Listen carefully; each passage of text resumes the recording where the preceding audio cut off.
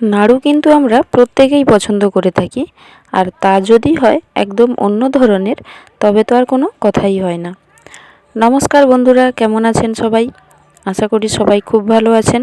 রোজকার মেনুতে আপনাদের অনেক অনেক স্বাগত জানিয়ে আজকের ভিডিওটি শুরু করছি। আজ একদম অন্য ধরনের একটি ভিডিও নিয়ে চলে এসেছি।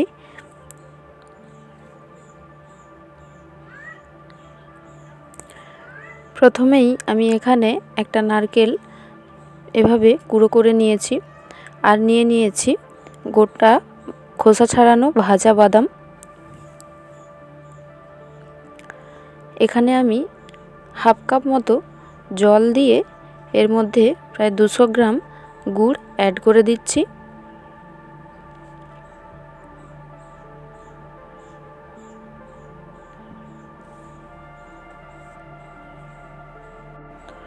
গুড়টা কিন্তু আমি খুব ভালো করে আগে 6-7 মিনিটের মতো ফুটিয়ে নিয়েছি।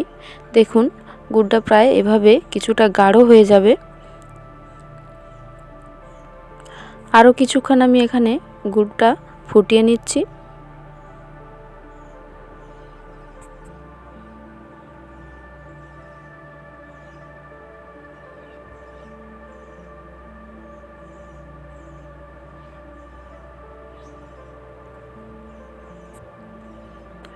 এখন কিন্তু গুড়টা অনেকটাই ঘন হয়ে গেছে।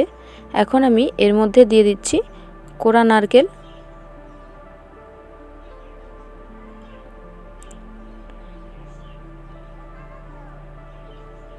নারকেলগুলো দিয়ে আমি গুড়ের সাথে খুব ভালোভাবে মিশিয়ে নিচ্ছি।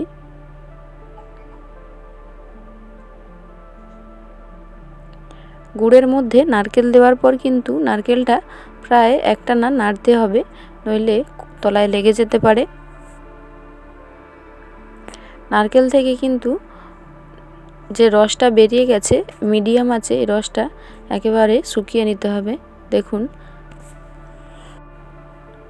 নারকেলের রসটা প্রায় শুকিয়ে গেছে। এই পর্যায়ে কিন্তু আমি গ্যাসের আঁচটা একদম মিডিয়াম ফ্লেমে করে দেব। একটানা এভাবে নাড়তে হবে।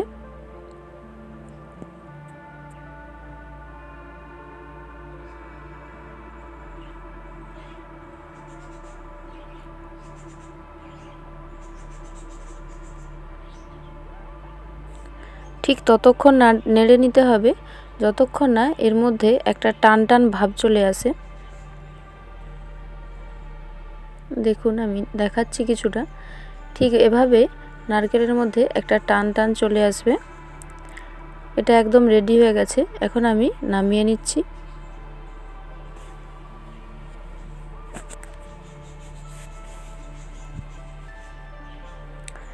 একটা থালার মধ্যে আমি মেলে দিয়েছি।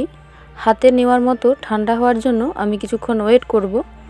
আর এখানে আমি যে বাদামগুলো নিয়েছিলাম প্রায় 60% আমি এখানে গুঁড়ো করে নিয়েছি। হাতে নেওয়ার মতো ঠান্ডা হয়ে গেলে আমি এখন গোল গোল আকারে নাড়ুর মতো বানিয়ে নিচ্ছি।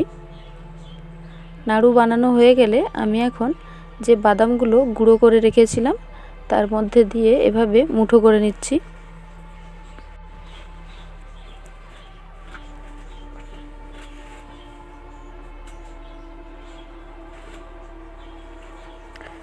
প্রায় প্রত্যেকটা নাড়ু আমি এভাবেই বানিয়ে নেব।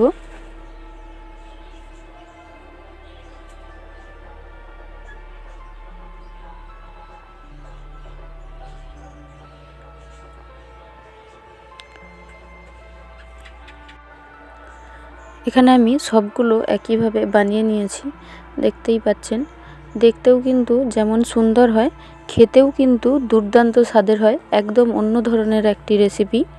বাড়িতে অবশ্যই একবার ট্রাই করে দেখবেন। ভিডিওটি কেমন লাগলো কমেন্টে কিন্তু অবশ্যই জানাতে ভুলবেন না। ভালো লাগলে একটি লাইক করে চ্যানেলটি সাবস্ক্রাইব করে পাশে থাকা বেল আইকনটি অন করে দেবেন। আর প্রচুর পরিমাণে শেয়ার করে দেবেন, যাতে নতুন ধরনের একটি রেসিপি প্রায় সবাই দেখতে পায়। সবাই ভালো থাকবেন, সুস্থ থাকবেন। দেখা হবে পরের একটি ভিডিওতে।